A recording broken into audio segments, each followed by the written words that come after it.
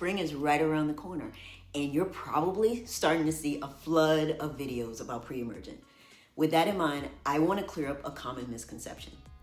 Now, weeds can be a major headache, but the best way to keep them under control is by building a thick, healthy turf.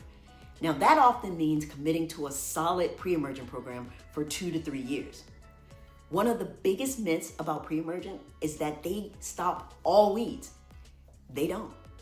Prodiamine and dithiopyr are great for preventing grassy weeds like crabgrass, but they have limited effectiveness on broadleaf weeds.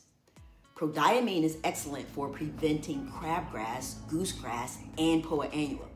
Dithiopyr works against crabgrass and other grassy weeds and even has some post-emergent effects on young crabgrass. However, if you're dealing with broadleaf weeds like dandelions, chickweed, or spurge, you'll need a post-emergent herbicide like 2,4-D, triclopyr, or mesotrione.